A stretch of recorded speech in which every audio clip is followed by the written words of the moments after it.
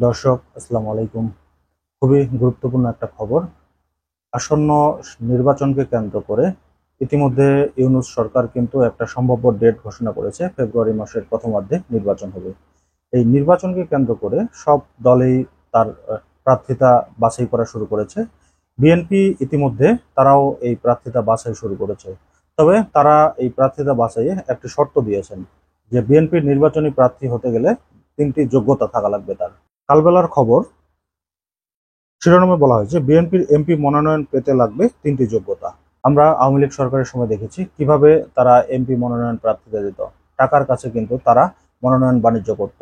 বিএনপিরও same ঘটনা ছিল ইতিপূর্বে, কিন্তু ইদানিং তারা তাদের বেশ কিছু নীতি পরিবর্তন করছে।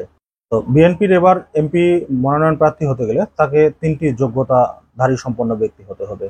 তো খবরে বিস্তারিত যেটা বলা হয়েছে, বিএনপি ত্রয়োদশ জাতীয় সংসদ নির্বাচনের জন্য জোরালো প্রস্তুতি নিচ্ছে। 26 সালে ফেব্রুয়ারির প্রথমার্ধে নির্বাচন হতে পারে, এ লক্ষ্যে সামনে রেখে এগোচ্ছে দলটি। প্রার্থী বাছাইয়ে দলটি সর্বোচ্চ গুরুত্ব দিচ্ছে। তার জন্য ইতিমধ্যে একাধিক জরিপ সম্পন্ন করেছে। দলীয় সূত্রে জানা গেছে, প্রার্থীকে মনোনয়ন দেওয়ার ক্ষেত্রে 3টি যোগ্যতার মানদণ্ড হিসাবে নির্ণয় করা হয়েছে। তার প্রথম ধাপ হলো ত্যাগ ও সংগ্রাম। এটার একটা কারণ হচ্ছে, বিগত হাসিনা সরকারের সময় যে সমস্ত নেতাকর্মী দলের জন্য নিবেদিত প্রাণ ছিলেন এবং ত্যাগী নেতা ছিলেন, মূলত 1 নম্বর অপশন তাদেরকেই রাখা হয়েছে। গণতন্ত্র পুনরুদ্ধার লড়াইয়ে দেশ ও দলের জন্য সবথেকে বেশি ত্যাগ স্বীকারকারী প্রার্থী। 2 নম্বরে রাখা হয়েছে সততা ও সুনাম। সততা পরীক্ষায় উত্তীর্ণ এবং স্থানীয় জনগণের কাছে ভালো মানুষ হিসেবে সুপরিচিত ব্যক্তি। ইতিমধ্যে অনেক জায়গার প্রার্থী যাদের আগে একটা জনপ্রিয়তা ছিল, ইতিমধ্যে কিন্তু 5ই আগস্টের পর তাদের যে সুনিপুণ চাঁদাবাজি, টেন্ডারবাজি, এই সমস্ত কাজকর্মে কিন্তু অনেক প্রার্থীর জনপ্রিয়তা ইতিমধ্যে তলানিতে গিয়ে পৌঁছেছে। 3 নম্বর যে অপশনটি রাখা হয়েছে সেটা হচ্ছে জনপ্রিয়তা। মানে এলাকায় বা এলাকার বাইরে এমন জনপ্রিয় ব্যক্তিকে তারা রেখেছেন তাদের 3 নম্বর পছন্দের তালিকায়। নির্বাচনের এলাকায় ভোটের রাজনীতিতে জনপ্রিয় প্রার্থী হতে হবে। এছাড়া আরেকটি সূত্র জানিয়েছে, তরুণ প্রার্থীদের অগ্রাধিকার দেওয়া হতে পারে, তবে নবীন ও প্রবীণদের সমন্বয়ে একটি চমৎকার প্রার্থী তালিকা চূড়ান্ত করা হবে। শহীদ রাষ্ট্রপতি জিয়াউর রহমানের পরিবারের একাধিক সদস্য নির্বাচনে প্রতিদ্বন্দ্বিতা করতে পারবে।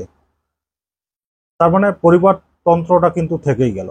হাসিনা সরকারের আমলে আমরা যেভাবে পরিবারতন্ত্র দেখেছি, তার পরিবারের সদস্য হলেই সে এমপি মনোনয়ন পেয়ে যেত। এই পরিবর্তনটা কিন্তু বিএনপিও করলো না, তারাও কিন্তু সেম কাজটি রেখে দিল, পরিবারতন্ত্র। এছাড়া মিত্র দলগুলোর জন্য কিছু আসন ছাড় দেওয়ার পরিকল্পনা রয়েছে তাদের, বিশেষ করে যারা বিগত 15 বছর শাসন আমলে বিএনপির সঙ্গে আন্দোলনে অংশ নিয়েছিল। তবে প্রার্থী বাছাই দলটির জন্য এখন সবথেকে বড় চ্যালেঞ্জ। বিএনপির হয়ে নির্বাচন করতে আগ্রহী অসংখ্য প্রার্থী ইতিমধ্যে গণসংযোগে নেমেছে।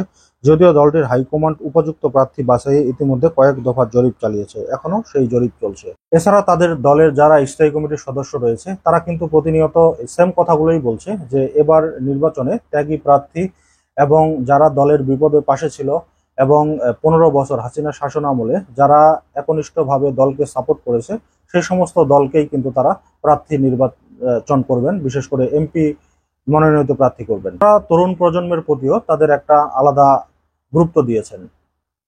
এখন দেখার অপেক্ষায়, আসলে সবকিছু উপেক্ষা করে এই কাজটা তারা কতটুকু সম্পন্ন করতে পারে।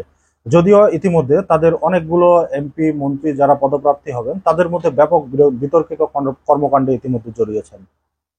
তো তারা এই বিতর্কিত কর্মকাণ্ডে থেকে বেরিয়ে না আসলে হয়তো নির্বাচন মনোনয়ন প্রার্থিতা হতে পারবেন না। তারপরও দেখা গেল যে বিগত সময় আমরা দেখেছি একটা মনোনয়ন বাণিজ্য ছিল। এই বাণিজ্যটা এখন বিএনপি করবে কি করবে না, এটা হয়তো আমরা সামনে দেখতে পারবো, এবং তাদের প্রার্থিতার উপর ডিপেন্ড করে এই ব্যাপারটা উঠে আসবে জনগণের সামনে। তো দর্শক, আজকের মতো এই পর্যন্তই। আল্লাহ হাফেজ।